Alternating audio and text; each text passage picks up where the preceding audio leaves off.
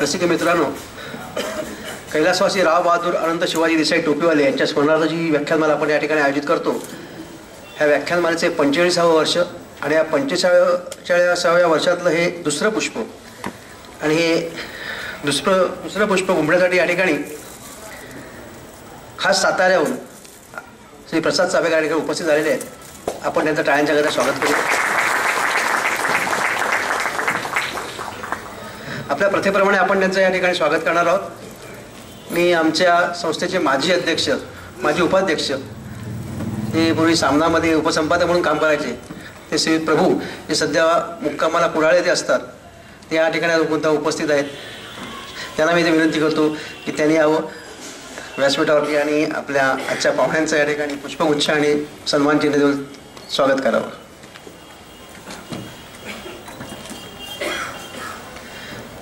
श्री अशोक प्रभू,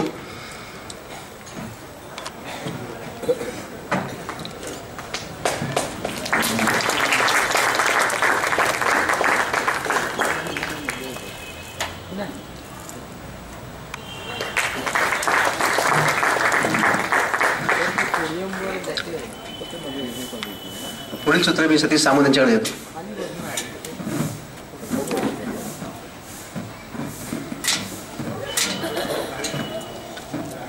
मित्रो, या 45व्या वर्षाच्या दुसऱ्या पुष्पाला सुरुवात होण्यापूर्वी मी आपल्याला पहिले एक नम्र विनंती करतो. आजचे जे वक्ते आलेले आहेत हे खास करून साताऱ्यावरून आलेले आहेत. नंतर व्याख्यान संपल्यानंतर जे प्रश्नोत्तर मला होत होती पूर्वी, ती ह्या वेळेला होणार नाही. ज्यांना प्रश्न कोणाला विचारायचे असतील या बाबतीत तर त्यांचा फोन नंबर नंतर दिला जाईल. तुम्ही त्यांना फोन करून फोनवर बोलू शकता. पण आज प्रश्नोत्तर मला ह्या विषयावर होणार नाही, तर याची आपण नोंद घ्यायची. त्यांचा थोडक्यात मी परिचय करून देतो. प्रसाद चाफेकर जन्म व शिक्षण हे सातारा येथे BSc DCM म्हणून झालेलं आहे. सध्या ते नोकरी TJSB बँक सातारा शाखेत अधिकारी म्हणून कार्यरत आहेत. कवी श्रेष्ठ कुसुमाग्रज यांच्या स्वातंत्र्यदेवीची विनवणी या कवितेवर आधारित एक स्वातंत्र्याची हत्या या नाटकात स्वातंत्र्य सैनिकाची मध्यवर्ती भूमिका केली. साहित्यिक GL कुलकर्णी यांच्या आसरा आणि अनंत या कथांच्या वाचन प्रयोगात सहभाग, एकूण 10 प्रयोग झाले. गायनाची तसेच कविता करण्याची आवड आहेच त्यांना. सातारा येथे गेली 65 वर्षे कार्यरत असलेले ज्ञानविकास मंडळ या संस्थेच्या कार्यवाहपदी कार्यरत आहेत. ज्ञानविकास मंडळ या संस्थेमार्फत सातारा शहरात वसंत व्याख्यानमाला, ही वसंत व्याख्यानमाला त्यांची जवळजवळ महिन्याची चालते. आपण आता जरी नाही चालत असली तरी ती जवळजवळ आता 15 दिवसावर आलेली आहे. पण 1 महिन्याची ही व्याख्यानमाला चालवायची. आम्हाला ही 5 दिवस करताना नाकी न येतात, ते 1 महिना ही चालवायचे. त्यांच्या व्याख्यानाला त्याच्यानंतर गीतांजली महोत्सव म्हणून ते करतात, त्यांची संस्था. गीता जयंती, त्याच्यानंतर आदर्श माता सत्कार, म्हणजे आदर्श माता सत्कार ज्या काही एरिया असतील त्यांचा दरवर्षी ते सत्कार करतात. एवढं त्यांचं कार्य आहे. त्याचप्रमाणे प्रवचनमाला आदी कार्यक्रम साजरे केले जातात. सुभाषचंद्र बोस गौरवगाथा या कार्यक्रमात व्यतिरिक्त इतरही अनेक विषयावर वेगवेगळ्या संस्थांमार्फत कार्यक्रम चालू आहेत. असे आजचे वक्ते आपल्याला लाभलेले आहेत. त्यांना मी नम्र विनंती करतो की आपण आपल्या व्याख्यानाला सुरुवात करावी.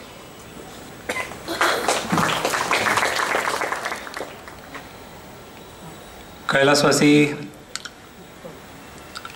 राव देसाई यांच्या स्मृतीप्रित्यर्थ केली जाणारी ही आपली टोपीवाला व्याख्यानमाला, टोपीवाला ज्ञानमंडळ गिरगाव, त्याचे संयोजक श्रीयुत सतीश सामंत आणि त्यांचे इतर पदाधिकारी मंडळी, या समितीचे अध्यक्ष, उपाध्यक्ष आणि इतर पदाधिकारी आणि आपण उपस्थित श्रोते,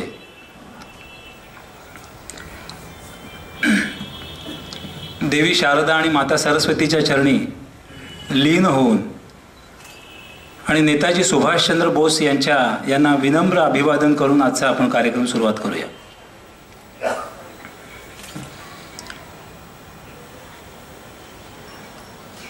गिरगावमध्ये यायचा हा पहिलाच योग आहे माझा.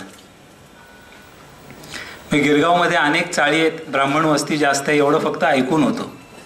मराठी वातावरण आहे, पण ते प्रत्यक्ष अनुभव आज पहिल्यांदाच घेतोय. मुंबईमध्ये अनेक ठिकाणी कार्यक्रम झाले, उपनगरामध्ये झाले,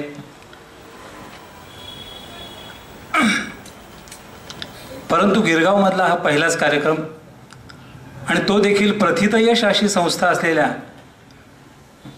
टोपीवाला ज्ञान मंडळ यांच्या वतीनं होणारी ही टोपीवाला व्याख्यानमाला आणि त्याच्यात हे व्याख्यान देण्याचे योग येतोय हे मी माझं भाग्य समजतो. त्याचं कारण या ज्ञान मंडळानं खरोखरीच ज्ञानार्जनाचं काम केलेलं आहे आणि एक सांस्कृतिक परंपरा जी आहे ती अजूनही टिकवून ठेवलेली आहे.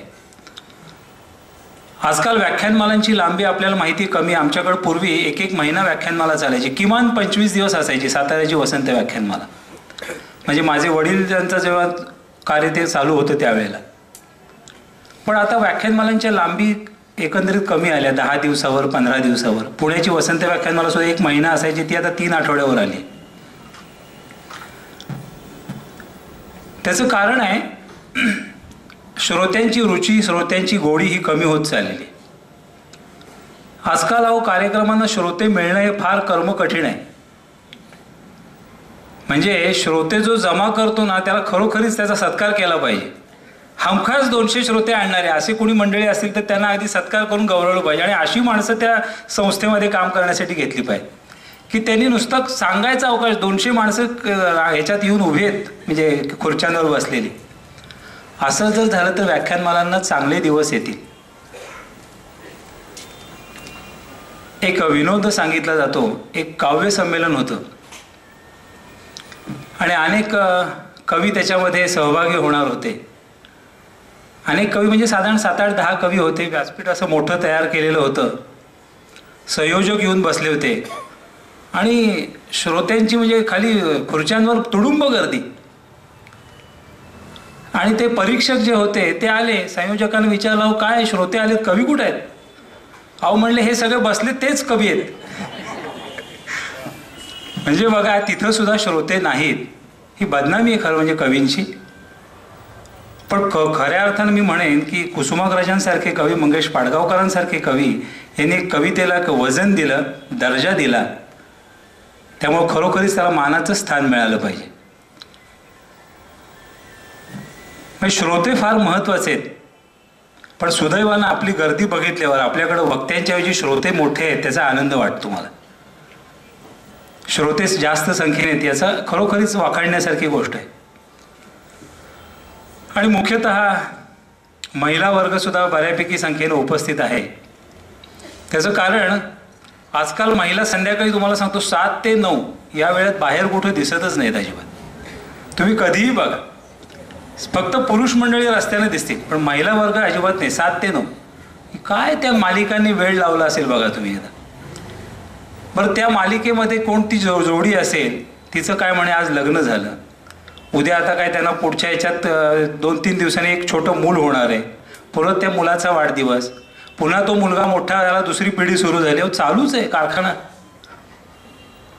काय मिळतं आपल्याला याच्यातून? सकाळी उठल्याबरोबर या मालिकांच्या वेळासुद्धा 2-2 वेळा असतात या. आणि ते बघण्यासुद्धा काही 2-2 वेळा ती मालिका बघतात. पण ह्याच्यातून आपल्याला काहीही मिळत नाही मला वाटतं. पूर्वी मला आठवतंय शाळा कॉलेजमध्ये असताना वेळ जाता जायचा नाही. म्हणजे वर्ष म्हणजे इतकं मोठं वाटायचं तुम्हाला सांगतो की कधी एकदा ती 6वी परीक्षा होऊन दिवाळीची सुट्टी लागेल, कधी एकदा ती मधला कालावधी संपून पुन्हा वार्षिक परीक्षा होईल आणि सुट्टी मे महिन्याची लागेल. अक्षरशः मुलं वाट बघत असायची. वेळ जाता जायचं, वर्ष म्हणजे हे भलं मोठं वाटायचं. पण आजकाल 3 ते 4 महिन्यामध्ये वर्ष संपून जातं. तुम्हाला हा अनुभव असेल बघा तुम्ही. म्हणजे असे 4च महिने झालेले असतात पण आपल्याला वाटतं अरे वर्ष झालं, काय सांगते, परवाचीच गोष्ट, हो वर्ष झालं. त्याचं कारण माणूस सकाळी उठल्यापासून संध्याकाळी झोपेपर्यंत फक्त मनोरंजन आणि मनोरंजन. या मनोरंजनामध्ये इतका अडकून गेलाय की माणसाला टाइमपास कसा होतोय ते कळत नाहीये. चॅनेलचे म्हणजे कारखाने निघालेत आणि त्याच्यातनं निघणारे कलावंत त्यांचे पण कारखाने. पूर्वी मला जरा आवड होती अभिनयाची वगैरे, पण हे कारखाने बघितलं वाटलं नकोच, ते काही नकोच करायला.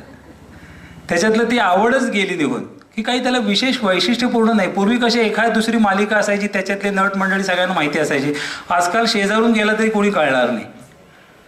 त्यामुळे त्याच्यातली गोडी कमी झाली. मला म्हणायचं काय, गोडी कमी झाली. पण हे मनोरंजनामध्ये आपण अडकल्यामुळं माणूस स्वतःला विसरून गेलेला आहे, घरातल्या नातेवाईक मंडळींना विसरून गेलेला आहे. तर तसं होता कामा नये. तो वेळ जर दिवसातला आपण किमान, मी म्हणेन फक्त 15 मिनिटं, बघा किती कमी वेळ आहे, 15 मिनिटं आपण जर अवांतर वाचनाला दिला तर आपल्या खरोखरीच ज्ञानामध्ये भर पडेल आणि आपण काहीतरी चांगली निर्मिती करू शकू. आणि तो जो आनंद असेल तो चिरकाल टिकणारा आनंद आहे. फक्त 15 मिनिटं. वर्तमानपत्र नव्हे, वर्तमानपत्र सोडून तुम्ही ते तासभर वाचत असाल, पण ते सोडून इतर अवांतर वाचन, त्याच्यासाठी 15 मिनिटं हवीत. तर आपण काहीतरी आपल्या आयुष्यात बदल घडवून आणू शकू. आपल्याला खऱ्या अर्थानं आत्मिक आनंद होईल. आणि असा आत्मिक आनंदाच्या पाठीशी माणसानं धावलं पाहिजे असं मला वाटतं. तर आजचा हा विषय आपला आहे देशगौरव सुभाषचंद्र बोस गौरव गाथा.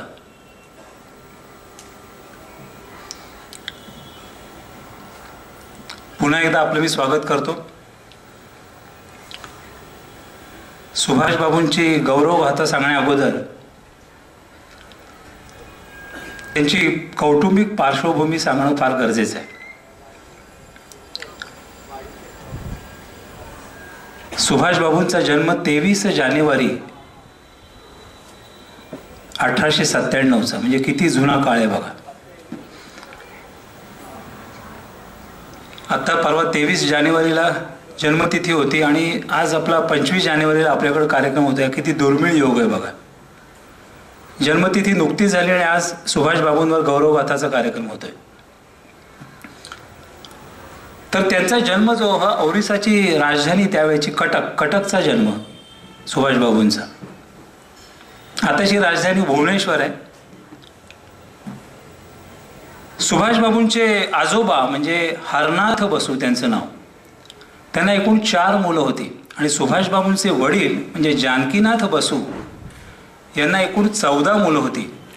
आणि त्याच्यामध्ये 8 मुलगे आणि 6 मुली असा तो परिवार होता.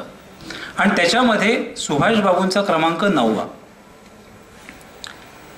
सुभाष बाबूंच्या आईचं नाव म्हणजे प्रभावती देवी आणि या अतिशय धार्मिक वृत्तीच्या होत्या. आणि हे धार्मिकपणाचे संस्कार म्हणूया आपण, हे सुभाष बाबूंवर लहानपणापासून बालपणापासून झालेले होते. सुभाष बाबूंचे वडील जानकीनाथ बसू हे सरकारी विधिज्ञ म्हणून काम करत होते. सरकारी विधिज्ञ म्हणजे सरकारी वकील. परंतु त्या काळी इंग्रजांचं खुशामतखोर होणं त्यांना जमलं नाही. त्यांनी आपला एक स्वतंत्र वकिली व्यवसाय सुरू केला. पुढे ते कटकला आले आणि छोट्या सुभाषचं शालेय शिक्षण हे कटकलाच झालं. लहानपणी सुभाष हा अभ्यासामध्ये अतिशय हुशार होता. म्हणजे आपण जे आता टॅलेंटेड मुलं म्हणतो ना, तशा प्रकारचं होतं. एकदा संस्कृतचे एक शिक्षक सुभाषच्या आईला भेटले आणि ते म्हणाले की परवा संस्कृतच्या परीक्षा जी झाली त्याच्यात सुभाषला मी संस्कृतमध्ये 100 पैकी 100 गुण दिले. खरं म्हणजे मला त्याला 110 गुण द्यावेसे वाटत होते, परंतु ते देता येत नाहीत ही अडचण आहे. म्हणजे काय पेपर लिहिला असेल बघा संस्कृतचा.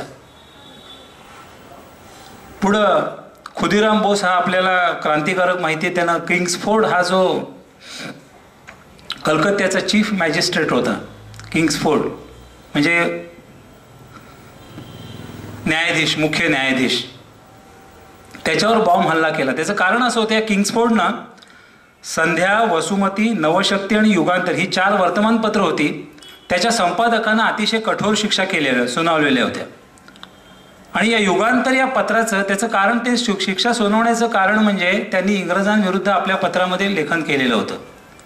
आणि या युगांतर या पत्राचे वितरक हे खुदिराम बोस होते आणि त्यांनी जो बॉम्ब हल्ला केला तो नेमका बॉम्ब केनेडी नावाच्या या ब्रिटिश अधिकाऱ्याच्या गाडीवर पडला, खुदिरामचा बॉम्ब, आणि त्यात त्या केनेडीची मुलगी ठार झाली. परंतु खुदिरामला फाशी ही व्हायची ती झालीच. आणि ज्या वेळेला त्याचं फाशीचं वृत्त जे आहे वर्तमानपत्रातनं सुभाषनं छोट्या पाहिलं तेव्हा सुभाषला आपले अश्रू आवरता आले नाहीत. बरेच दिवस आपल्या अभ्यासाच्या मेजावर सुभाषनं ते खुदिरामचं छायाचित्र लावून ठेवलेलं होतं. पुढं आपल्याला माहिती आहे रासबिहारी बोस हे क्रांतिकारक माहिती आहेत. त्यांनी दिल्लीमध्ये या किंग्सफोर्डवर बॉम्ब हल्ला केला, त्याच्यातून देखील हा किंग्सफोर्ड वाचला. परंतु छोट्या सुभाषला रासबिहारींच्या विषयी मनामध्ये आकर्षण निर्माण झालं. असा सुभाष क्रांतिकारकांच्या सहवासात क्रांतिकारकांच्या वातावरणामध्ये वाढत होता. सभोवतालचं वातावरण जे होतं ते अतिशय स्फोटक होतं. आणि एवढं असं वातावरण असून देखील, अभ्यासाला अनुकूल वातावरण नसून देखील सुभाष हा शालांत परीक्षेमध्ये गुणवत्ता यादीमध्ये 2ऱ्या क्रमांकाने उत्तीर्ण झाला. म्हणजे लक्षात घ्या, अजूनही अभ्यासातली गती सुभाषची ही टिकून होती. आणि वयाच्या 15व्या वर्षी सुभाष हा हिमालयामध्ये गुरुच्या शोधार्थ गेला. तिथं काही दिवस संन्याशांच्या सहवासामध्ये राहिला, परंतु तिथं तो रमला नाही. संन्याशांमध्ये जी काही आसक्ती असते ती त्याने तिथं अनुभवली आणि त्याला त्याचा वीट आला. तो पुन्हा आला. विवेकानंदांचं साहित्य त्यानं वाचलं, वाचन चिंतन केलं आणि त्यांना आपलं मनामध्ये गुरु मानलं. आता विवेकानंदांबद्दल सांगायचं म्हणजे विवेकानंदांचे गुरु म्हणजे रामकृष्ण परमहंस आणि सुभाषबाबूंचे गुरु मानलेले म्हणजे विवेकानंद. आता ज्यांचे गुरु रामकृष्ण परमहंस म्हणजे राम आणि कृष्ण ही 2 शब्द आहेत त्याच्यामध्ये, रामकृष्ण परमहंस. ज्यांचे गुरु राम आणि कृष्ण तो शिष्य कसा असेल म्हणजे विवेकानंद कसे असतील बघा. रामाचा शिष्य आपल्याला माहिती आहे हनुमान आणि कृष्णाचा शिष्य म्हणजे पार्थ अर्जुन आणि रामकृष्णांचा शिष्य विवेकानंद. या विवेकानंदांच्या ठाई हनुमानाची विद्वत्ता आणि वैराग्य होतं आणि पार्थाचा लढाऊपणा होता. म्हणून विवेकानंदांना योद्धा संन्यासी असे उपाधी मिळाली होती. सुभाषबाबू हे योद्धा होते परंतु संन्यासी नव्हते. संन्याशांच्या सहवासात राहिले तिथं ते कंटाळले, परंतु विवेकानंद मात्र तशा प्रकारचे संन्यासी नसल्यामुळे सुभाषबाबूंना त्यांच्याबद्दल विशेष आकर्षण होतं. पुढे सुभाषनं एल्फिस्टन महाविद्यालयामध्ये प्रवेश घेतला कलकत्त्याच्या. त्या एल्फिस्टन महाविद्यालयामध्ये शिकत असताना एक आठवण आहे. तिथं ओटन नावाचे एक प्राध्यापक होते, इंग्रज प्राध्यापक. त्यांचं नाव ओटन. हे ओटन मुलांना इतिहास विषय शिकवायचे. एकदा इतिहास विषय आणि ते उठसूट भारतीयांच्यावर टीका करायचे. एकदा ते शिकवता शिकवता म्हणाले की 1857च्या स्वातंत्र्य समरातील जी क्रांतिकारक मंडळी होती म्हणजे तात्या टोपे किंवा राणी लक्ष्मीबाई झाशीची राणी, ही अतिशय दगाबाज माणसं होती. आणि एवढंच ते बोलून थांबले नाही तर एकूण भारतीय समाज हाच मुळात रानटी आहे असं ते म्हणाले. तेव्हा मात्र विद्यार्थी चिडले आणि त्यांनी ओटन सरांना माफी मागायला सांगितलं. परंतु ओटन सर मात्र माफी मागायला तयार नव्हते. विद्यार्थ्यांनी शेवटी वर्ग बंद पाडले. त्याच्यात हिंदूंबरोबर मुसलमान विद्यार्थी देखील होते. परंतु ओटन सर काय ऐकायला तयार नव्हते. शेवटी कॉलेजचे प्राचार्य होते, जेम्स म्हणून प्राचार्य होते त्या महाविद्यालयाचे, त्यांनी एक आपल्या कक्षामध्ये बैठक बोलवली. त्या विद्यार्थ्यांचे प्रतिनिधी आणि ओटन सर यांना बोलून घेतलं. त्यातून काहीही निष्पन्न झालं नाही. विद्यार्थ्यांनी आपलं आंदोलन चालूच ठेवलं. शेवटी महाविद्यालयाच्या प्रशासनानं केलं काय, विद्यार्थ्यांना 5-5 रुपयाचा दंड ठोठावला. आणि प्रशासन आपल्या बाजूने हे जेव्हा ओटन सरांना कळलं तेव्हा त्यांना अधिकच चेव आला आणि ते विद्यार्थ्यांना त्यांनी शिवी हासडली, यू ब्लडी रास्कल्स म्हणून. विद्यार्थीच ते अधिक चिडले. शेवटी एक दिवस ओटन सरांनी त्या विद्यार्थ्यांनी गाठलं. त्यावर अगदी लाथाबुक्क्यांचा त्यांच्यावर वर्षाव केला. परंतु या मारहाणीमध्ये सुभाष मात्र सहभागी नव्हता. परंतु या त्याच्या मित्रांचा मात्र सहानुभूतीदार मात्र होता. एक चौकशी समिती नेमली गेली आणि त्या चौकशी समितीला सुभाष धैर्यानं सामोरा गेला.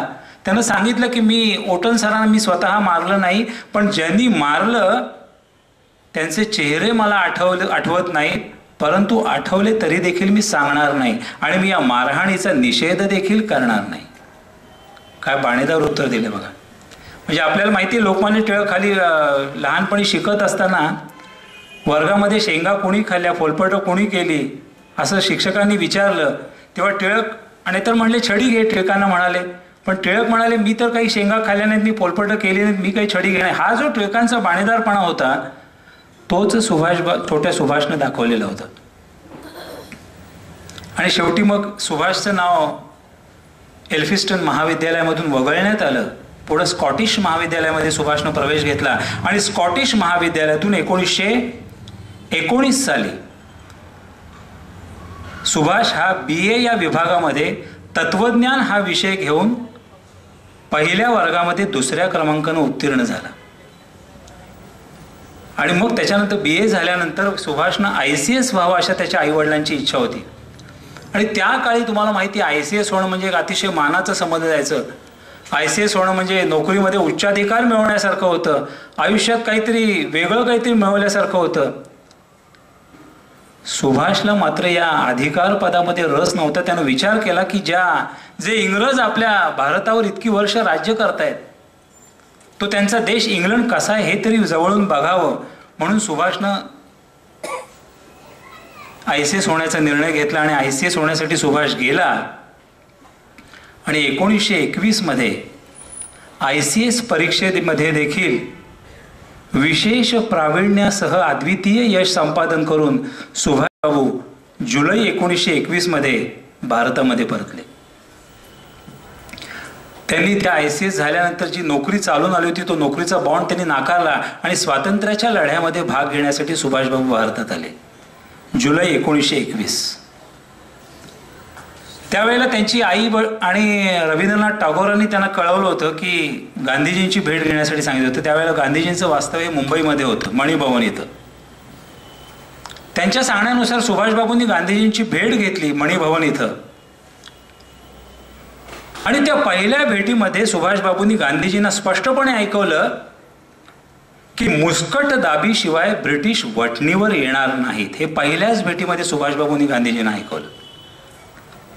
आणि गांधीजींची त्या काळामध्ये घोषणा होती की 1 वर्षामध्ये स्वराज्य. त्यांची आशा होती की 1 वर्ष थांबा, 1 वर्षामध्ये स्वराज्य ही जी गांधीजींची घोषणा होती त्या घोषणेविषयी सुद्धा सुभाषबाबूंनी त्यांच्या समोरच संशय व्यक्त केला.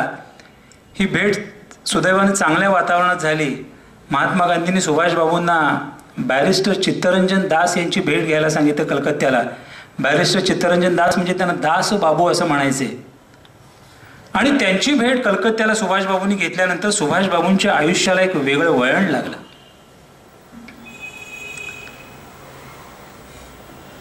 पुढं 17 नोव्हेंबर 1921 इंग्लंडचा राजपुत्र प्रिन्स ऑफ वेल्स हा भारतामध्ये आला. आणि त्याच्या निषेधार्थ गांधीजींनी देशभर हरताळाची हाक दिली.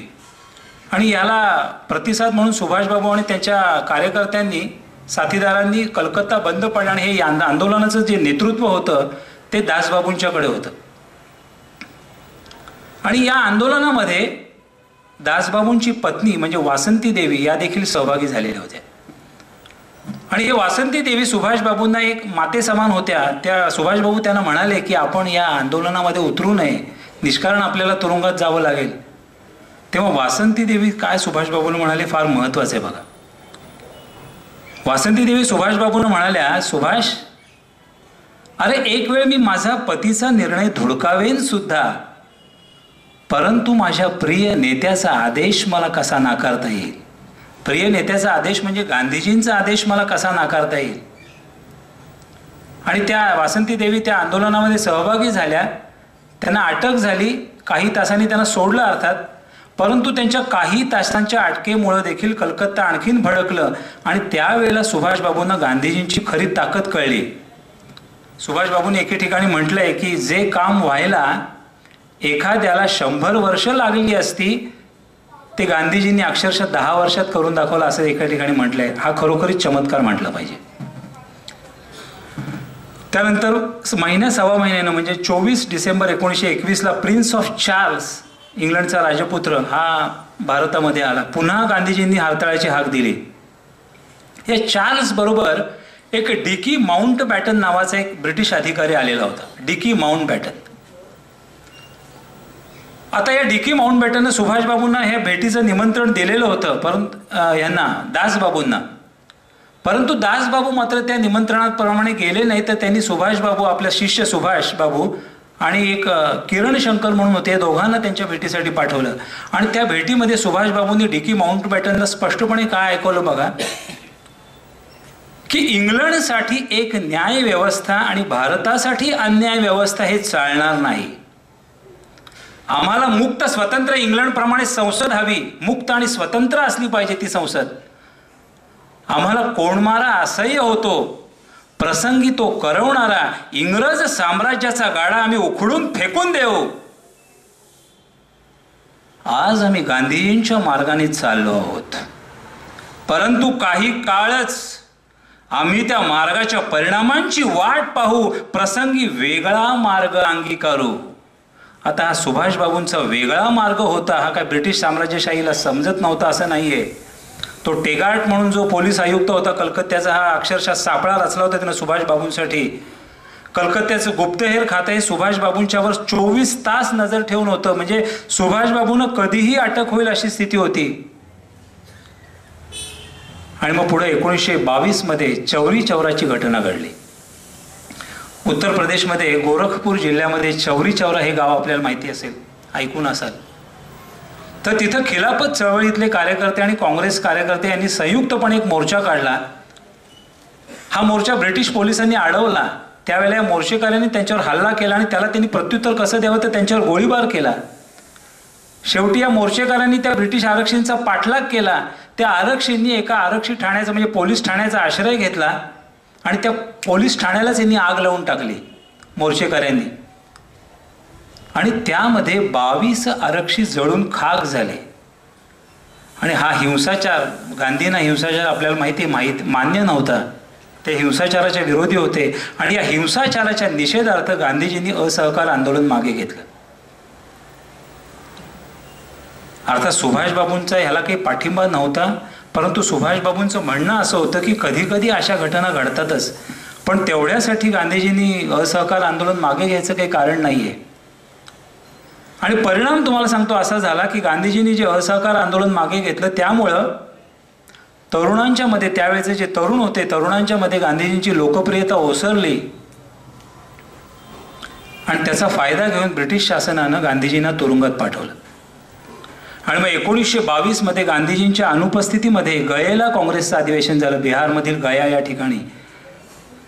या अधिवेशनाचे अध्यक्ष होते दासबाबू. आणि या अधिवेशनाच्या अध्यक्षपदावरून दासबाबूंनी एक ठराव मांडला की काँग्रेसवाल्यांनी सध्या आता विधिमंडळामध्ये प्रवेश करायला हवा. आता असं त्यांना का वाटत होतं? त्यांचं म्हणणं असं होतं की आपल्याला जर जनतेचे प्रश्न मांडायचे असतील तर आपण स्वतः लोकप्रतिनिधी म्हणून प्रथम निवडून यायला हवं, म्हणजे आपण विधिमंडळामध्ये त्यांचे प्रश्न मांडू शकू. त्याच्यासाठी काँग्रेसच्या लोकांनी आता विधिमंडळामध्ये प्रवेश करायला हवा असा त्यांनी तो ठराव मांडला. परंतु गांधीजी जरी अनुपस्थित असले तरी त्यांचे अनुयायी मोठ्या प्रमाणावर अधिवेशनाला उपस्थित होते. आणि या सगळ्या अनुयायांनी आपल्या दासबाबूंचा हा जो ठराव होता हा बहुमताने फेटाळला. आणि हा अपमान मात्र दासबाबूंना सहन झाला नाही आणि त्यांनी काँग्रेसच्या अध्यक्षपदाचा राजीनामा दिला. पंडित मोतीलाल नेहरू, जवाहरलाल नेहरूंचे वडील, हे देखील दासबाबूंच्याच विचारांचे होते. त्यांनी देखील सचिव होते. त्यांनी सचिव पदाचं त्यागपत्र दिलं आणि या दोघांनी मिळून, दासबाबू आणि पंडित मोतीलाल नेहरू या दोघांनी मिळून स्वराज नावाच्या पक्षाची स्थापना केली. आणि मग दासबाबूंच्या विचारांप्रमाणे या स्वराज्य पक्षाने देखील काय केलं तर कलकत्ता महापालिकेच्या निवडणुका लढवल्या. प्रथम एक प्रायोगिक तत्व की आपल्याला कितपत यश मिळते बघा. आणि या कलकत्ता महापालिकेच्या निवडणुकीमध्ये या पक्षाला मोठं यश मिळालं आणि दासबाबू हे पालिकेचे महापौर झाले आणि सुभाषबाबू हे प्रशासक झाले. परंतु गंमत बघा, सुभाषबाबूंनी केलं काय आपल्या प्रशासकीय कार्यकाळामध्ये? त्यांनी अनेक क्रांतिकारकांच्या आप्त मंडळींना, त्यांच्या कुटुंबियांना महापालिकेमध्ये नोकऱ्या दिल्या. अनेक क्रांतिकारकांना, त्यांच्या कुटुंबियांना, नातेवाईक मंडळींना त्यांनी रोजगार मिळवून दिला. कशासाठी? तर कसं आहे तुम्हाला माहिती आहे, पैसा असेल तर सर्वस्व आहे, पैशाशिवाय काय. म्हणजे रोजगार कशासाठी मिळवून दिला तर स्वातंत्र्य लढ्यामध्ये भाग घेणं देखील सोयीस्कर व्हावं म्हणून त्यांना रोजगार मिळवून दिला. आणि ही मात्र जी बाब होती सुभाषबाबूंनी केलेली प्रशासक पदावरून, ही ब्रिटिश साम्राज्यशाहीच्या नजरेमध्ये खोपली आणि एक दिवस वर्ण दिल्लीमधून आदेश आला, अरेस्ट हिम, म्हणजे सुभाषबाबूंना अटक करा. सुभाषबाबूंना अटक झाली. दासबाबू प्रचंड चिडले, त्यांना अतिशय वाईट वाटलं. सुभाषला अटक. त्यांनी तर ब्रिटिश शासनाला जाब विचारला. ते म्हणाले, ब्रिटिशांनो करता कशाला सुभाषला अटक? अहो कोणताही आरोप नाही, कोणतीही चौकशी नाही, कोर्टासमोर उभं करण्याची तुमची हिंमत नाहीये, मग करता कशाला सुभाषला अटक? तुम्हाला जर सुभाष हा जर क्रांतिकारक वाटत असेल तर माझ्या इतका तो क्रांतिकारक असूच शकत नाही. अहो मी त्याचा गुरु आहे, तो जर गुन्हेगार असेल तर मी त्याच्यापेक्षा 10 गुन्हेगार आहे. असं बोलून देखील काही उपयोग झाला नाही. शेवटी ब्रिटिश शासनानं सुभाषबाबूंना बेहरामपूरच्या कारागृहामध्ये ठेवलं. आणि बेहरामपूरच्या कारागृहामध्ये एक दिवस दासबाबू त्यांना भेटायला गेले. त्या सुमाराला दासबाबू अतिशय थकलेले होते, म्हणजे वयानं फारसे नव्हते पण मनानं थकलेले होते. ते सुभाषबाबूंना म्हणाले, सुभाष, अरे आजपर्यंत तू माझ्या अनेक आंदोलनांमध्ये सहभागी झालास, खरोखरीच तू मला मोलाची साथ दिलीस. सुभाष, अरे तू गुरु शिष्याचं नातं हे कायम राखलंस. परंतु सुभाष, आता मी थकलोय रे, माझा वसा मी तुला देतोय. सुभाष, या देशाला मी सुभाष दिला, असं अभिमानानं दासबाबू म्हणाले आणि तिथून लगेच निघून गेले. आणि पुढं काही दिवसांमध्येच दासबाबूंचं निधन झालं. त्यांच्या अंत्ययात्रेला तुम्हाला सांगतो अक्षरशः 5 लाख लोक उपस्थित होते. परंतु सुभाषबाबू मात्र या अंत्ययात्रेला उपस्थित राहू शकले नाही, दासबाबूंच्या आपल्या गुरूंच्या अंत्ययात्रेला. त्याचं कारण सुभाषबाबूंना त्यावेळेला मंडालेच्या कारागृहात ठेवण्यात आलेलं होतं. आणि मग मंडालेच्या कारागृहामध्ये असताना त्यांना क्षय झाला. म्हणजे दिवसेंदिवस त्यांची प्रकृती खालावत गेली. अक्षरशः सुभाषबाबू खंगत गेले. म्हणजे परिस्थिती अशी होती की कोणत्याही क्षणी सुभाषबाबूंचं निधन होईल अशी स्थिती होती त्यावेळेला. त्यांना कलकत्त्याच्या बंदरामध्ये आणण्यात आलं आणि त्यांचा मृत्यू कधी येईल हे जेव्हा ब्रिटिश शासनाला समजलं तेव्हा त्यांच्या मृत्यूची जबाबदारी आपल्यावर नको म्हणून ब्रिटिश शासनानं त्यांची बिनशर्त मुक्तता केली 1927 मध्ये. आता 1927चा काळ बघा कसा होता. काँग्रेसकडं सुभाषबाबू इतका मोठा नेता नव्हता.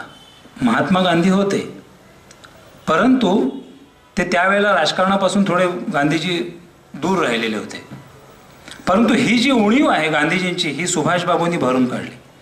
सुभाषबाबूंनी केलं काय तर अखिल बंग विद्यार्थी परिषदेची आणि अखिल बंग युवक संघाची या 2 संघटनांची त्यांनी स्थापना केली. त्यांनी हे जे स्वयंसेवक होते त्यांना लष्कराप्रमाणे गणवेश दिला. लष्कराप्रमाणे त्यांच्या तुकड्या पाडल्या.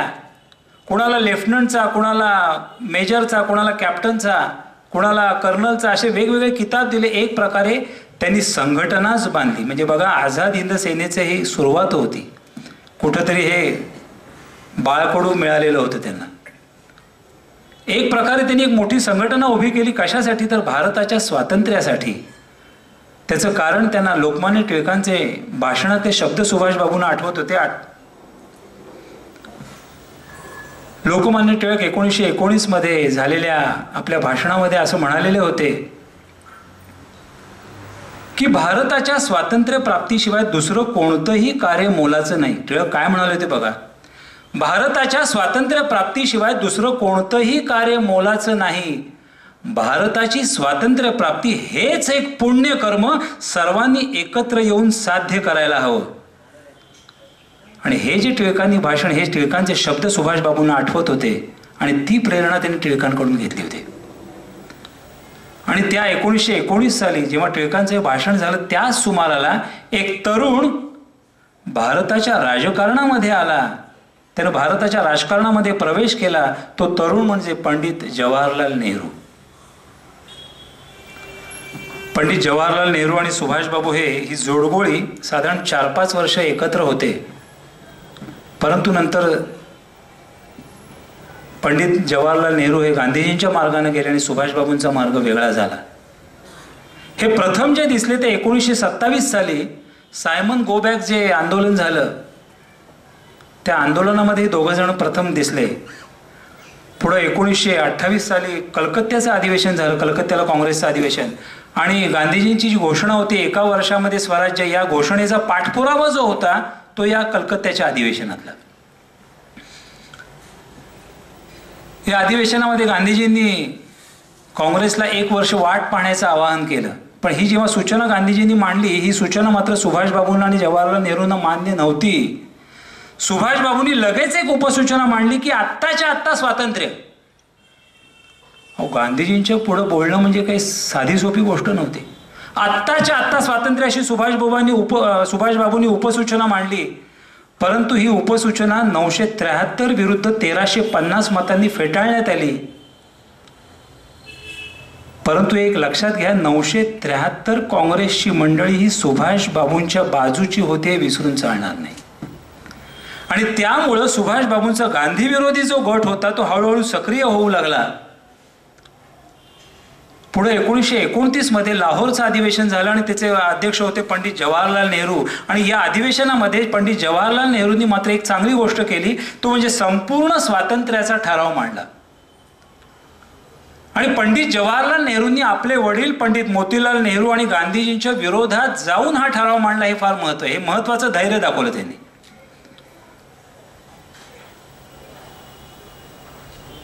ही काही साधी सोपी गोष्ट नव्हती. त्याचं कारण आहे की नेहरूंनी रशियापासून घेतलेली जी प्रेरणा, म्हणजे 1926 मध्ये पंडित जवाहरलाल नेहरू रशियाला गेले होते. त्यावेळेला तिथं जे जवाहरलाल नेहरूंना रशियाचं दर्शन झालं, रशियानं श्रमिक क्रांती घडवून आणून एक विराट असं कर्तृत्व जे दाखवलेलं होतं, त्याची प्रेरणा, त्याचा जो इम्पॅक्ट होता तो पंडित जवाहरलाल नेहरूंवर झाला होता. आणि त्यामुळे हे धैर्य ते दाखवू शकले.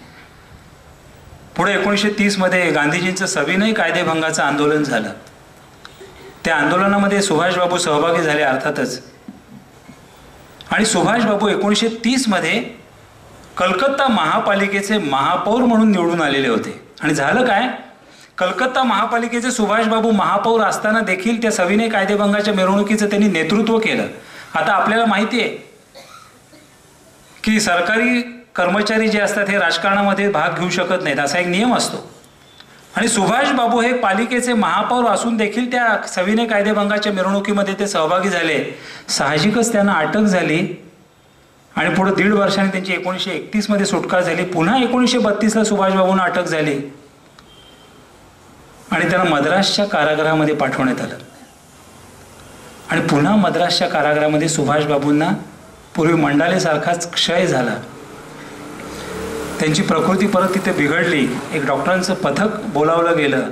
त्या पथकानं सुभाषबाबूंची पूर्ण वैद्यकीय तपासणी केली आणि त्यांना परदेशात जायचा सल्ला दिला.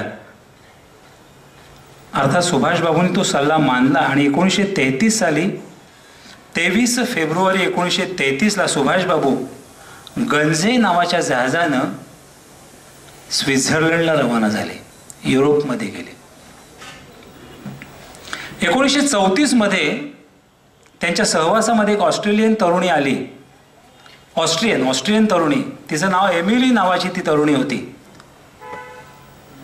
सुभाषबाबूंचं जे परदेशातलं कार्य होतं ते कागदपत्र जी होती ती टंकलिखित करण्याचं काम या एमिली करायच्या.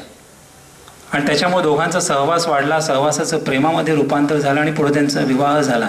परंतु सुभाषबाबूंनी हा विवाह बरेच वर्ष हा जनतेपासून गुप्त ठेवलेला होता.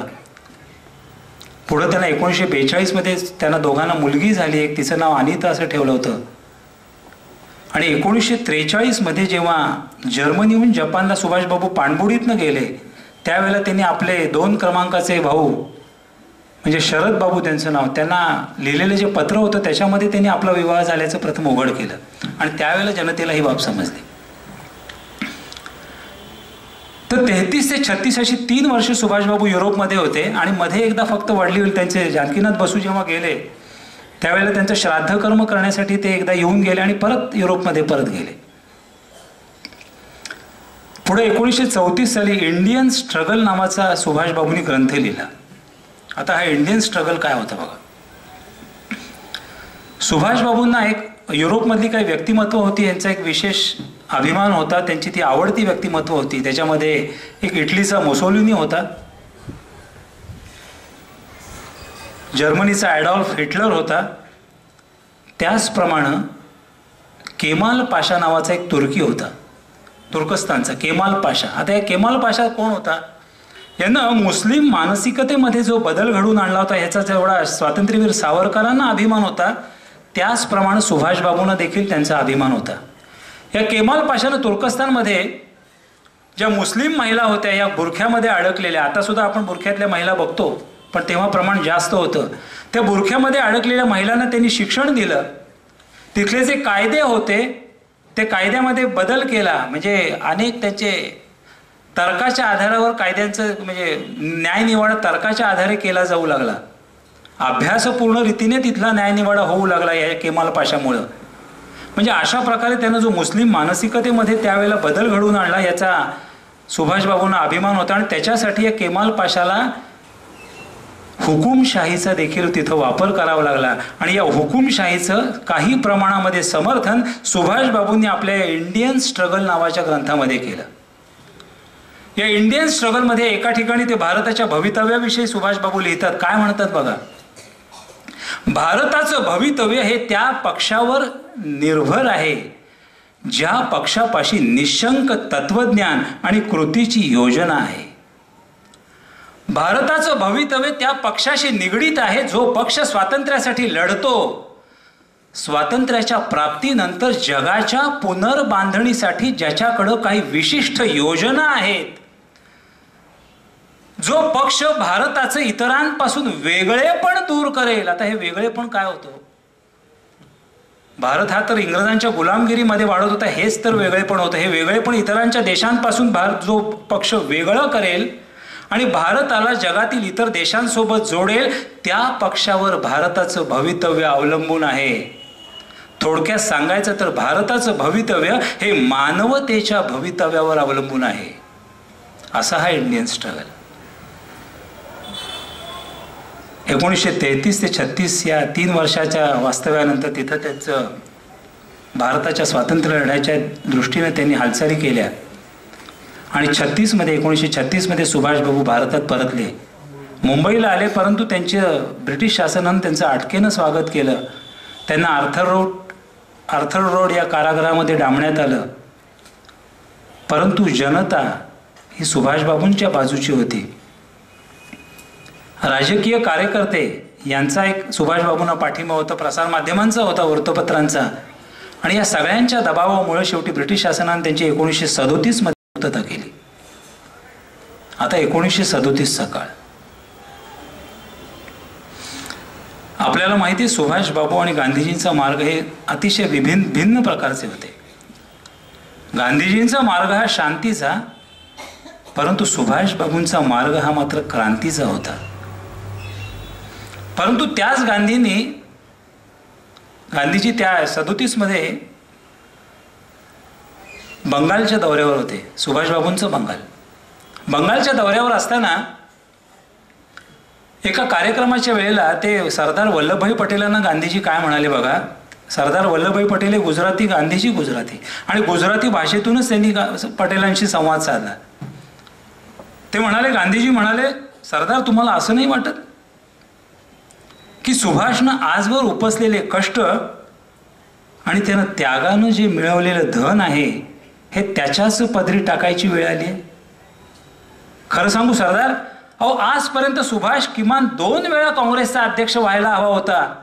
आजपर्यंत त्याचा अध्यक्षपद होण्याचा मार्ग मीच रोखलेला होता. परंतु प्राप्त परिस्थितीमध्ये त्याच्या इतका योग्य अध्यक्ष काँग्रेसला मिळणं शक्य नाही. हे गांधीजींचे उद्गार होते. आणि मग गांधीजींच्या आशीर्वादानं गुजरातमध्ये हरिपुरा इथं काँग्रेसचं जे 51वं अधिवेशन झालं, त्याचे सुभाषबाबू अध्यक्ष झाले. या अध्यक्षपदावरून बोलण्यासाठी सुभाषबाबू उभे राहिले. प्रथम त्यांनी गांधीजींचा गौरव केला. ते काय म्हणाले की गांधीजींचा प्रेमळ सहवास आणि मंगल आशीर्वाद या देशाला अनेक वर्ष लाभो. सगळ्या काँग्रेसच्या कार्यकर्त्यांनी अक्षरशः टाळ्यांचा कडकडाट केला. सुभाषबाबू पुढे म्हणाले की साम्राज्य ज्या वेगानं वैभवाच्या शिखरावर जातात, बघा फार महत्वाचं वक्तव्य, साम्राज्य ज्या वेगानं वैभवाच्या शिखरावर जातात कालांतरानं त्याच वेगानं गडगडत खाली कोसळतात आणि ब्रिटिश साम्राज्यशाहीचं देखील असंच होणार, हे त्या अधिवेशनाच्या हरिपुरा अधिवेशनाच्या अध्यक्षपदावरून सुभाषबाबूंनी ऐकवलं. या अधिवेशनातला सुभाषबाबूंचा आवाज अक्षरशः देशभर पोचला. सुभाषबाबूंची लोकप्रियता ही अक्षरशः कळसाला पोचली. आणि त्यानंतर 2 वर्षांनी 1939 मध्ये काँग्रेसचं त्रिपुरीला अधिवेशन झालं. त्या अधिवेशनामध्ये मात्र गांधीजींचा सुभाषबाबूंना पाठिंबा नव्हता. दोघांचे मतभेद वाढलेले होते. त्रिपुरी म्हणजे आपल्याला जबलपूरच्या इथं नर्मदा नदीच्या किनाऱ्यावर ते गाव आहे. त्या त्रिपुरीला काँग्रेसचं अधिवेशन झालं आणि सुभाषबाबू त्या निवडणुकीला पाठिंबा नाही म्हणून उभं राहावं लागलं त्यांना. कारण का पट्टभी सीतारामय्या यांना गांधीजींनी पाठिंबा दिला होता, पण उमेदवार फारसा सबळ नसल्यामुळे सुभाषबाबू उभे राहिले निवडणुकीला आणि 203 मतांनी सुभाषबाबू निवडून आले. केवढी मोठी गोष्ट आहे. गांधीजींचा पाठिंबा नसताना देखील सुभाषबाबू 203 मतांनी निवडून आले. कर्तृत्वच एवढं मोठं असल्याशिवाय शक्य नाही आहे. परंतु सुभाषबाबूंनी ते निवडून आल्यानंतर एक पत्रक काढलं.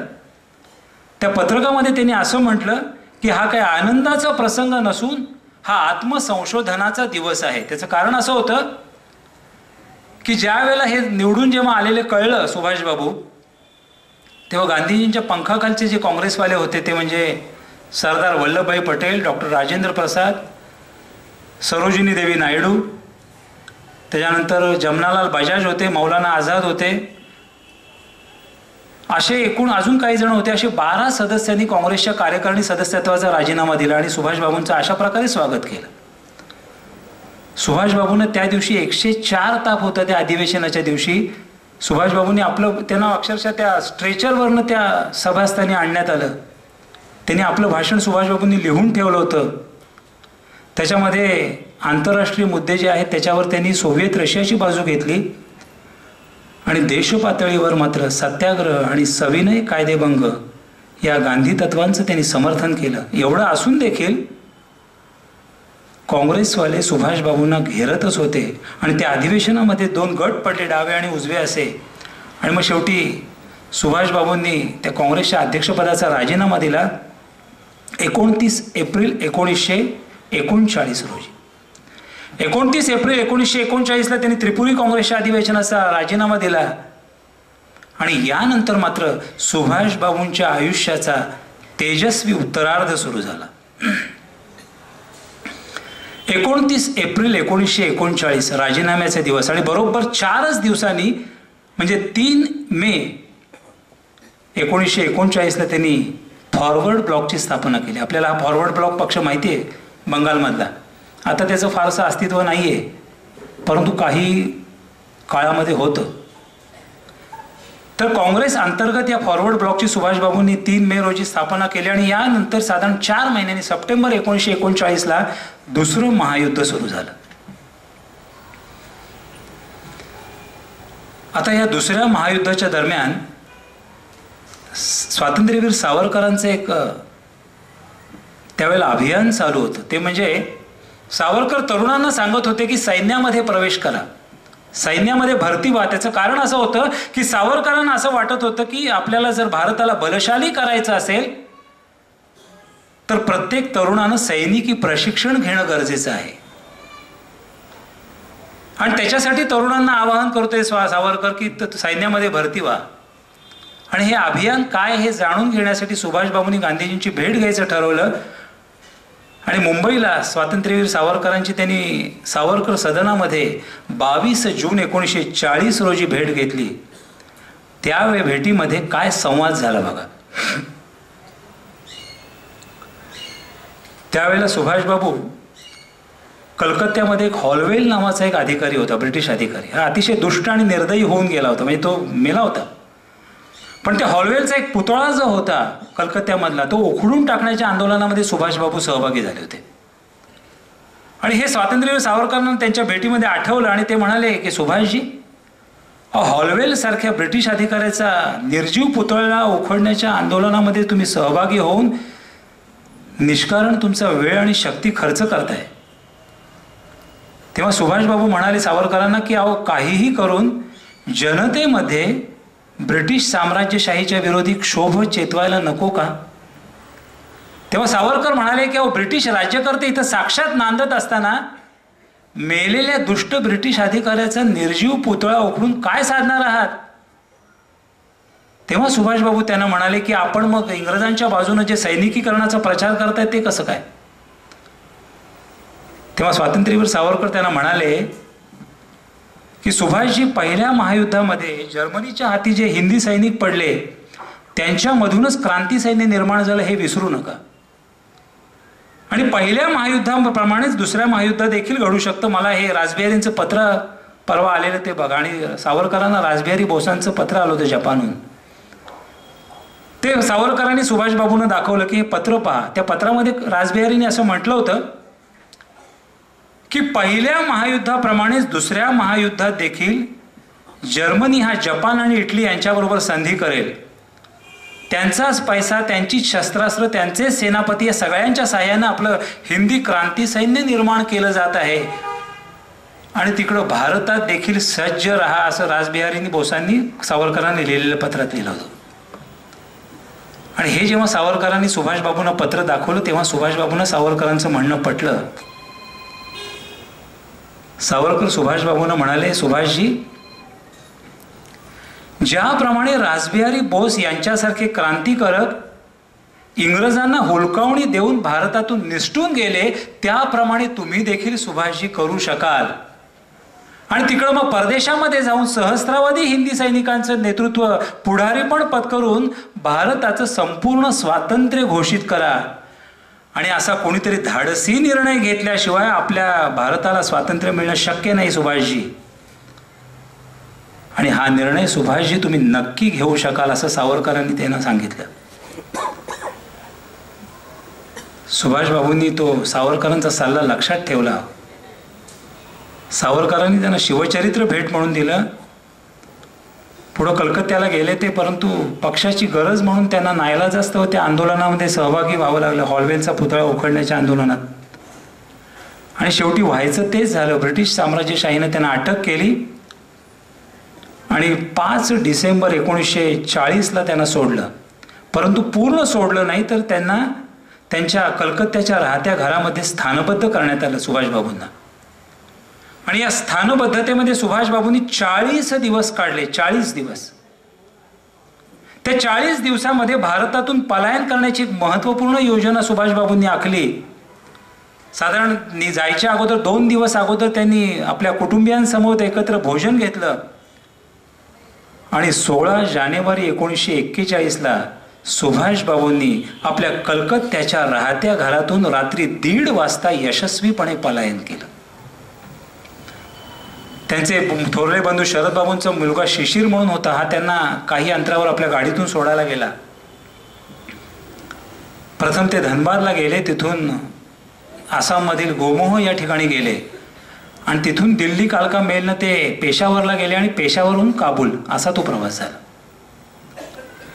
पेशावर ते काबूल हा जो प्रवास आहे हा सगळा डोंगर रांगातला प्रवास आहे. परंतु तो सगळा प्रवास सुभाषबाबूंनी बऱ्यापैकी जास्तीत जास्त प्रवास हा पायी चालत केला, काही खेचरावरनं केला.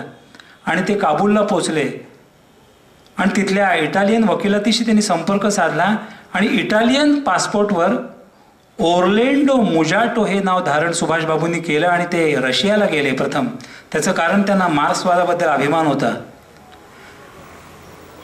परंतु रशियाचा सत्ताधीश जोसेफ स्टालिन यानं मात्र त्यांना काही फारसं त्यांच्या बोलण्याकडे लक्ष दिलं नाही, फारसं मदत करण्यास स्वारस्य दिलं नाही, त्यांना अग्रक्रम फारसा दिला नाही. परंतु त्या स्टालिननं एवढं मात्र केलं, त्यांची जर्मनीला जायची सुभाषबाबूंची व्यवस्था केली आणि मार्च 1941मध्ये सुभाषबाबू जर्मनीला आले. तरी देखील प्रत्यक्षात ॲडॉल्फ हिटलरशी त्यांची भेट मात्र मे 1942मध्ये झाली. तोपर्यंत जर्मनीमधली त्यांची युद्धनीती चालू होती. दरम्यान जर्मनीनं उत्तर आफ्रिकेमध्ये ब्रिटिश इंडिया सेनेचा पराभव केला आणि त्या पराभवामध्ये सहस्रावधी हिंदी सैनिक जे होते ते जर्मनीच्या बाजूला आले आणि त्या सैनिकांना म्हणजे हिंदी सैनिक होते ते त्यांना भेटण्याची मुभाही जर्मन शासनानं सुभाषबाबूंना दिली की तुम्ही यांना भेटू शकता. परंतु हिटलरनं सुभाषबाबूंच्याकडनं अपेक्षा काय केली बघा की समजा रशियाबरोबर जर जर्मनीचं युद्ध झालं तर त्या संभाव्य लढतीमध्ये हे हिंदी सैनिक जे आहे जर्मनीला मिळालेले हे त्या जर्मनीच्या बाजूनं लढतील. पण याला मात्र सुभाषबाबूंचा विरोध होता कारण रशिया हा सुभाषबाबूंचा मित्र होता. परंतु ते उघडपणे हिटलरला विरोध करू शकत नव्हते. त्यांनी एक काम केलं सुभाषबाबूंनी की जर्मन सरकारला एक निवेदन दिलं. त्या निवेदनामध्ये असं म्हटलं की प्राप्त परिस्थितीमध्ये जर हिंदुस्थान जर स्वतंत्र करायचं असेल तर इंग्लंडचा निर्णायक पराभव होणं गरजेचं आहे आणि इंग्लंडचा निर्णायक पराभव झाल्याखेरीज जर्मनीच्या दृष्टीने देखील या युद्धाची सांगता होणार नाही. त्यामुळे या समान उद्दिष्टासाठी या दोन्ही देशांनी एकत्र यायला हवं. आणि तेव्हा जर्मन शासनाला सुभाषबाबूंचं म्हणणं पटलं.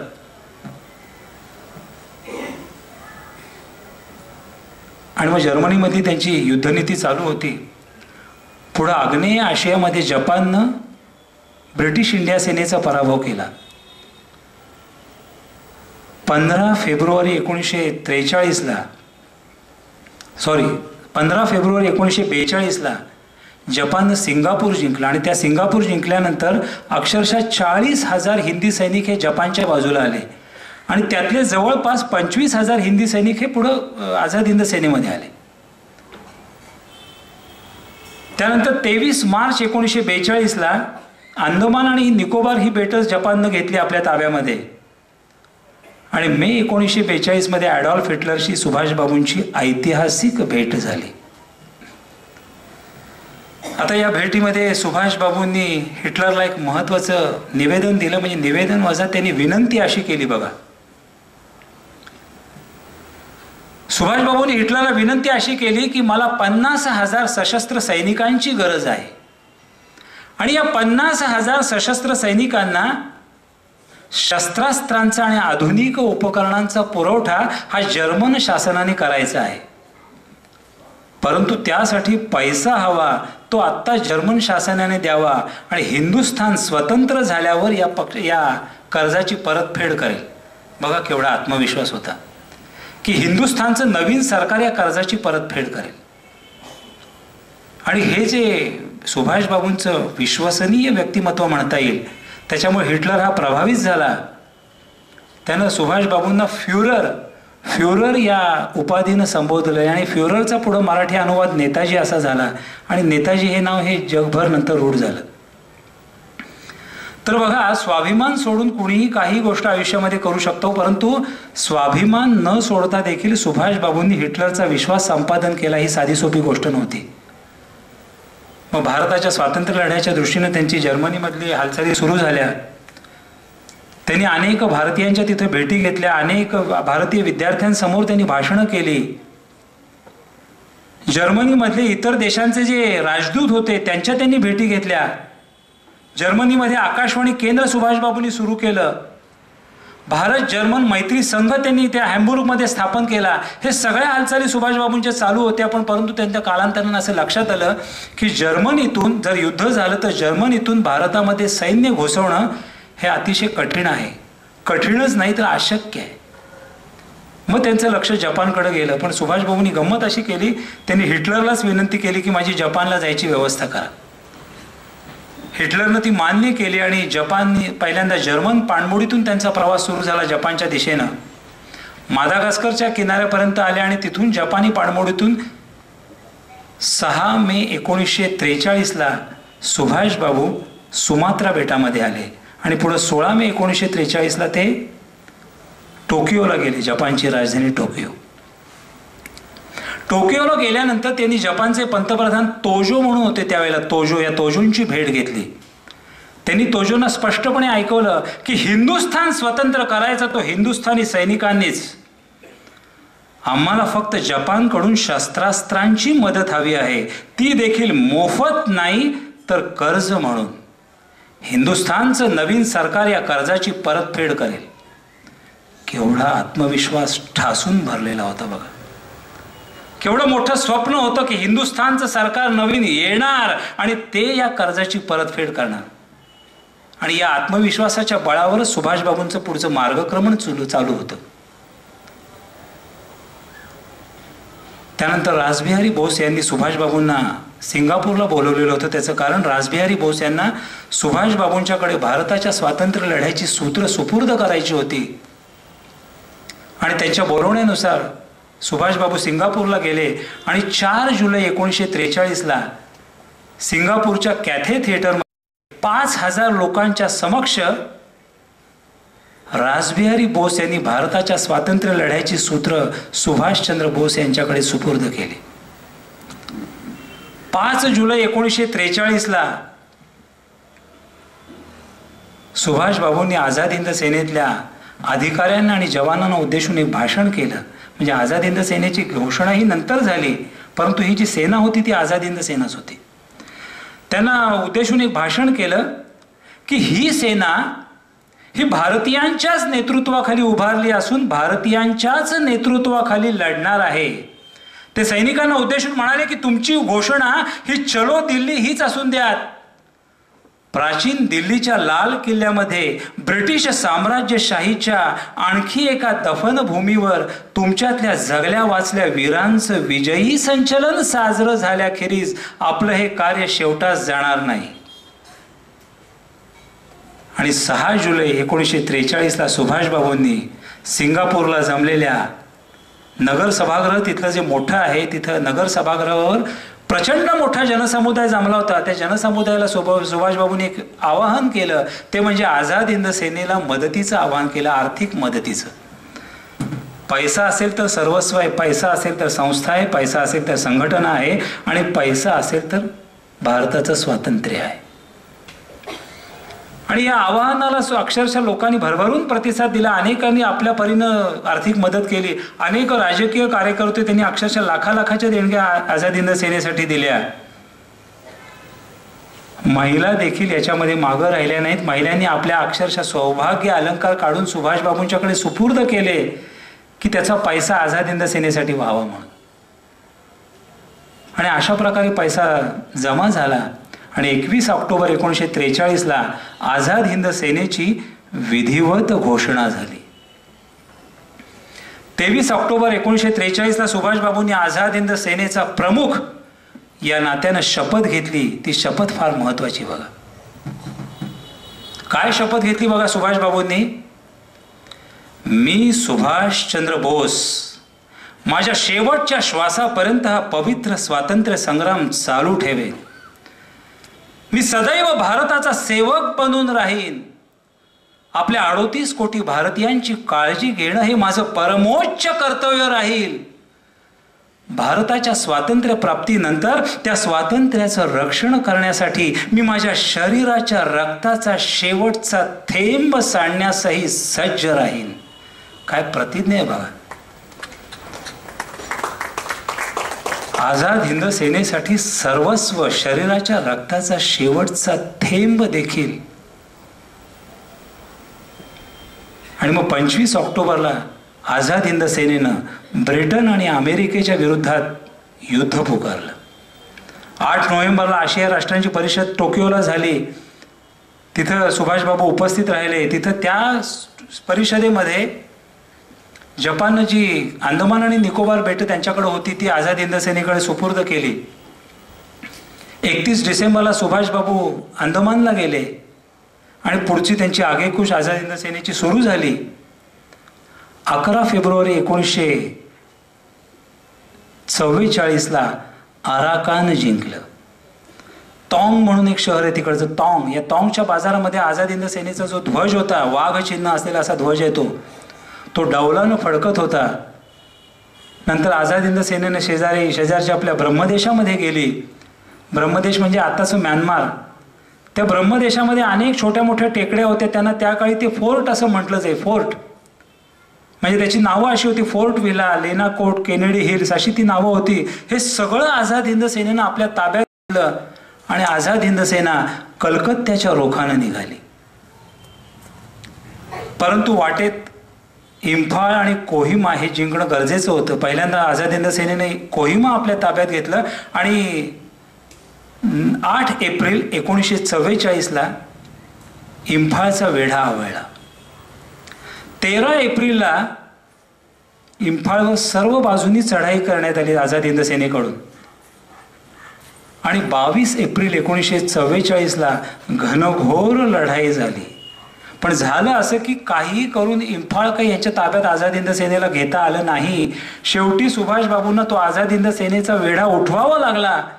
सुभाषबाबू पुढे रंगूनमध्ये आले आणि रंगूनमध्ये त्यांच्या मनामध्ये एक सल होती की अरे कोहिमा जिंकलं पण इम्फाळ मात्र जिंकू शकलो नाही, याची एक सल होती. आणि त्या ठिकाणी सुभाषबाबूंनी एक घोषणा केली की भविष्यामध्ये इम्फाळवर एकदा नाही तर 10दा स्वारी करणार, एकदा नाही तर 10 वेळा. आणि त्याच वेळेला इतिहासात गाजलेली त्यांनी जी घोषणा होती ती घोषणा केली की तुम मुझे खून दो मैं तुम्हें आजादी दूंगा. तुम्ही मला रक्त द्या, मी तुम्हाला स्वातंत्र्य देईन. अक्षरशः सुभाषबाबूंचं त्यावेळेचं जे आचरण होतं ते एखाद्या ढाण्या वाघासारखं होतं. आणि या ढाण्या वाघाला जेरबंद करण्यासाठी ब्रिटिश फौजा या रंगूनच्या दिशेनं पुढं सरकत होत्या. सुभाषबाबूंच्या सहकार्यांनी त्यांना ते रंगून सोडा म्हणून सांगितलं, सल्ला दिला की सोडा रंगून ते. परंतु सुभाषबाबूंनी बरेच दिवस तो निर्णय घेतला नाही. त्याचं कारण आझाद हिंद सेनेमध्ये एक स्त्रियांचं पथक होतं, झाशी राणी पथक म्हणून. त्या स्त्रियांची सुभाषबाबूंना काळजी होती की आपण गेलो तर त्यांचं कसं होणार. पण त्यांची सुरक्षित ठिकाणी पाठवणी झाल्यानंतर सुभाषबाबूंनी रंगून सोडण्याचा निर्णय घेतला आणि 24 एप्रिल 1945ला सुभाषबाबूंनी रंगून सोडलं आणि 15 मे 1945ला सुभाषबाबू बँकॉकला गेले. आता खरं म्हणजे सुभाषबाबू बँकॉकला अक्षरशः विमानानं काही तासांमध्ये जाऊ शकले असते. जपान सरकारनं त्यांना विमान देऊ केलेलं होतं, पण सुभाषबाबूंनी ते साभार नाकारलं. 15 मेला ते बँकॉकला गेले. दरम्यान जर्मनीचा पराभव झालेला होता आणि जपानचा पराभव हा समोर दिसत होता. सुभाषबाबूंनी विचार केला की आता काय करावं. जवळचा मित्र तर कोणी राहिलेला नाहीये. मग रशियाला जावं का. त्यांचा मित्र रशियाला जावं का. परंतु रशियाला जायचं तर जपानच्या संमतीनेच जायचं असा विचार त्यांनी केला आणि जूनच्या मध्याला ते सिंगापूरला आले आणि जुलैच्या मध्याला ते मलेशियाला गेले. आणि तिथं सेराबन या शहरामध्ये त्यांना कळलं की रशियानं जपानच्या विरोधात युद्ध पुकारले आणि जपाननं जे पूर्वी मांचुरिया घेतलं होतं त्या मांचुरियाला मुक्त करण्यासाठी लाल फौजा पुढं सरकतायत हे त्यांना सेराबनमध्ये कळलं शहरामध्ये. त्यांनी विचार केला आता काय करावं. रशियाला जायचं, जपानला काय वाटेल. परंतु जपानला काय वाटेल याच्यापेक्षा सुभाषबाबूंनी नेताजींनी असा विचार केला की भारताच्या हिताचं काय, म्हणून त्यांनी तो निर्णय बदलला नाही आणि रशियाला जायचा निर्णय त्यांनी कायम ठेवला. दरम्यान इतिहासामधली ती काळीकुट्ट घटना घडली. म्हणजे 5 ऑगस्ट 1945 रोजी अमेरिकेनं जपानच्या हिरोशिमा आणि नागासाकी या शहरांवर अणुबॉम्ब टाकले. अक्षरशः सहस्रावधी नागरिक हकनात प्राणाला मुकले. त्यामुळे जपाननं शरणागती पत्करली. सुभाषबाबूंना अतिशय वाईट वाटलं की भारत तर आता गुलामगिरीत आहेतच, पण आता जपाननं देखील शरणागती पत्करली. सुभाषबाबू 14 ऑगस्टला सावगोनला आले. 14 ऑगस्ट 1945ला. आणि सावगोनमध्ये आल्यानंतर त्यांनी एक आझाद हिंद सेनेचा प्रमुख या नात्यानं एक बातमीपत्र प्रस्तुत केलं. त्या बातमीपत्रामध्ये सुभाषबाबूंनी काय म्हटलं बघा की सावगोन आणि या परिसरामध्ये अशा अफवा पसरलेल्या आहेत की आझाद हिंद सेनेनं देखील शरणागती पत्करलेली आहे.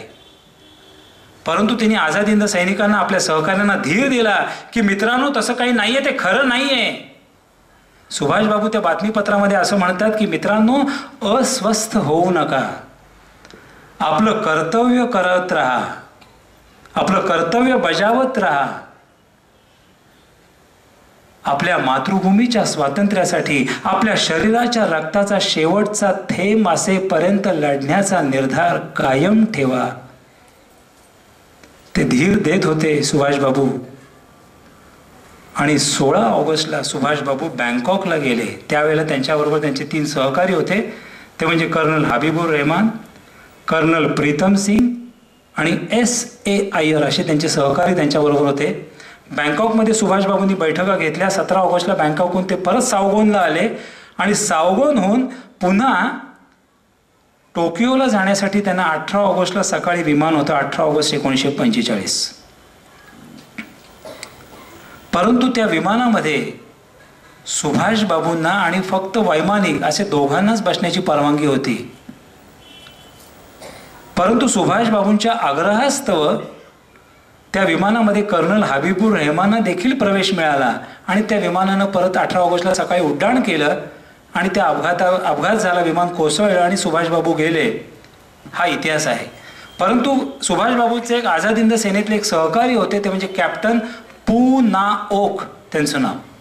या पू ना ओक यांनी एक हकीकत सांगितली याच्याबद्दल, ती खरी वाटते. त्यांनी असं म्हटलंय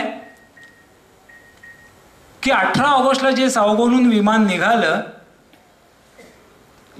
त्याच्यामध्ये सुभाषबाबू आणि कर्नल हबीबुर रहमान हे तर होतेच, परंतु त्या विमानामध्ये त्या आकारानं मोठं देखील होतं. त्यात अनेक जपानी अधिकारी देखील बसलेले होते आणि हे जपाननं सुभाषबाबूंसाठी त्यांना टोकियोला घेऊन जाण्यासाठी खास जपान सरकारनं सुभाषबाबूंसाठी ते विमान पाठवलेलं होतं.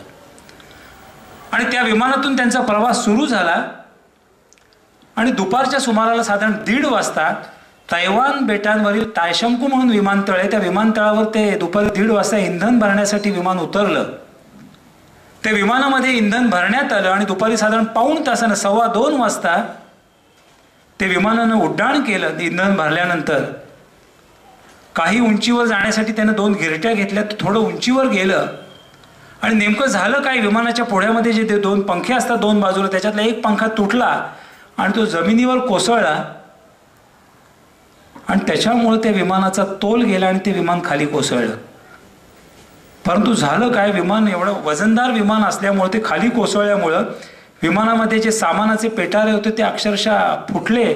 त्याच्यातून त्यांनी सांगितली आठवण की हिरे, माणकं, सोने, चांदी असं सगळं इतस्ततः जमिनीवर विखुरलं गेलं आणि अर्थातच पडल्यामुळे त्या विमानाच्या पेट्रोलची टाकी फुटली. त्याचा प्रचंड असा स्फोट झाला. सुभाषबाबूंनी काय केलं होतं, आपल्या संरक्षणार्थ म्हणून घट्ट कपडे आपल्या गळ्यापर्यंत घातले होते, परंतु त्यांच्या घट्ट कपड्यामधून ते जे पेट्रोल होतं ते अक्षरशः गळ्यापर्यंत झिरपलं आणि त्या अपघातामध्ये, त्या स्फोटामध्ये सुभाषबाबू एखाद्या भाजलेल्या रताळ्यासारखे भाजले गेले. कर्नल हबीबुर रहमान होते, त्यांना किरकोळ जखमा झाल्या. दोघांनी जवळच्या रुग्णालयामध्ये लगेच दाखल करण्यात आलं. रात्री 8 वाजेपर्यंत नेताजी शुद्धीवर होते, परंतु 8 नंतर ते कोमात गेले आणि रात्री 10:30 वाजता नेताजींचं प्राणोत्क्रमण झालं. जवळच्या विद्युत दाहिनीमध्ये त्यांच्यावर अंत्यसंस्कार करण्यात आले आणि त्यांच्या अस्थी पुढे टोकियोला पाठवण्यात आल्या. आणि अशा प्रकारे नेताजी सुभाषचंद्र बोस यांनी भारताच्या स्वातंत्र्यासाठी आपलं सर्वस्व अर्पण केलं, आपलं सर्वस्व बलिदान केलं. त्यांचे शपथ जी होती की माझ्या शरीराच्या रक्ताचा शेवटचा थेंब असेपर्यंत मी लढत राहीन, आणि अक्षरशः शरीराच्या रक्ताचा शेवटच्या थेंबापर्यंत सुभाषबाबू लढले आणि लढता लढता मातृभूमीच्या स्वातंत्र्यासाठी त्यांनी आपलं बलिदान दिलं. सुभाषबाबूंबद्दल नामवंतांनी काय म्हटलंय बघा. स्वतः महात्मा गांधीजींनी लुई फिशर म्हणून एक अमेरिकन पत्रकार होता, त्याच्याशी चर्चा करताना 1944 मधली गोष्ट ही, गांधीजी त्यांना त्या सुभाषबाबूंमध्ये गांधीजींनी गौरवोद्गार काय काढले तर त्यांना देशभक्तांचा देशभक्त असं गांधीजींनी संबोधलं. स्वातंत्र्यवीर सावरकरांनी 12 मे 1957 रोजी दिल्लीमध्ये एक भाषण झालं सावरकरांचं.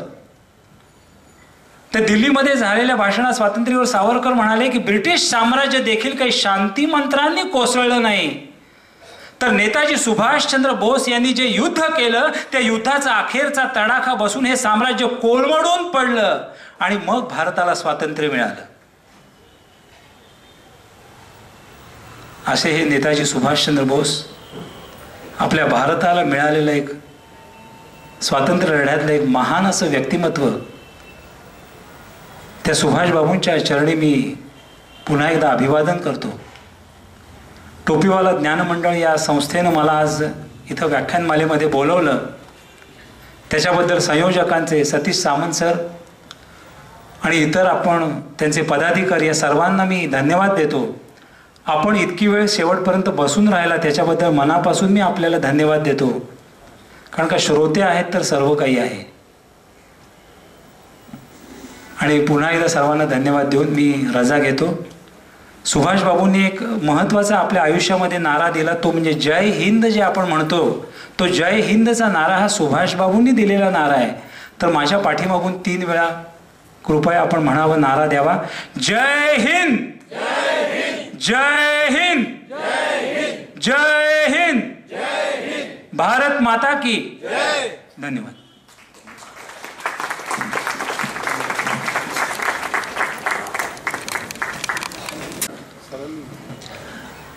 दोन मिनिटं फक्त. व्याख्यानमालेचा संयोजक म्हणून जेव्हा आम्ही वक्ते वेगवेगळ्या ठिकाणी आम्ही शोधत असतो, कारण एखादी व्याख्यानमाला चालवायची किंवा अशी संस्था चालवायची म्हणजे वेगवेगळ्या ठिकाणचे वेगळ्या विषयांचे आपण या ठिकाणी शोध घेत असतो. तर आपणा सर्वांच्या प्राक्तनाने म्हणा, नशिबाने म्हणा, आज देशाचा 69वा प्रजासत्ताक दिन साजरा होत असताना या दिवशी आपल्या देशाचे उत्तम क्रांतिकारक म्हणता येईल असे सुभाषचंद्र बोस हा विषय या ठिकाणी मांडण्यासाठी आपल्याला प्रसाद साहेब चाफेकर या ठिकाणी उपस्थित राहिले. त्यामुळे तुम्हाला समस्त गिरगावकरांमध्ये आणि साताराहून आलेले आपल्यासाठी खास, त्यामुळे सर्वांतर्फे त्यांचा या ठिकाणी मी आभार मानतो. अतिशय उत्स्फूर्तपणे असे त्यांनी त्यांचे विचार या ठिकाणी मांडले, अभ्यासपूर्वक असे विचार मांडले. विचार मांडताना आपल्या लक्षात एक गोष्ट आली असेल की इतिहासाची पुनरावृत्ती होते. त्यांनी 1-2 गोष्टी सांगितल्या. तेव्हा त्यांनी असं म्हटलं की सावरकरांनी त्यांना जेव्हा त्याची भेट झाली तेव्हा त्यांनी त्यांना छत्रपतींचा संबंध इतिहास तो भेट दिला. असा तो त्याने त्यांच्या धकाधकीच्या जीवनात त्याचा देऊन त्याला माहिती असेल किंवा नाही वाचलाही असेल.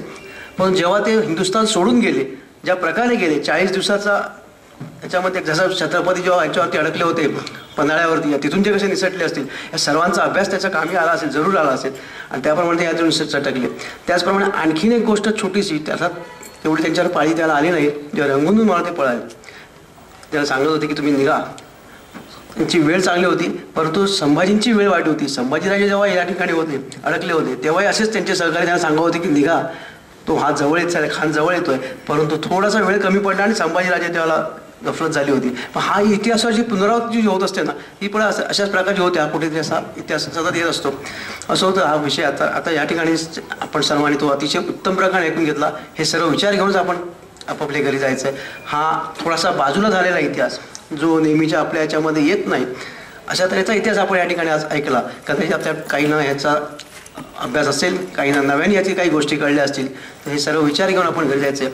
आपण सर्व या ठिकाणी जमलात, या ठिकाणी आलात, त्यामुळे आम्हाला संयोजकांकडे मी संबंध स्वतःला या ठिकाणी धन्यवाद देतो. त्याचप्रमाणे उद्या या ठिकाणी श्री विवेक गळसाजी यांचं मुकी होत चाललेली घरं, विशेषतः गिरगावात मुकी होत चाललेली घरं ह्या विषयावरती व्याख्यान आहे. आपण सर्वांची उपस्थिती प्रार्थनीय आहे. जय हिंद, जय महाराष्ट्र.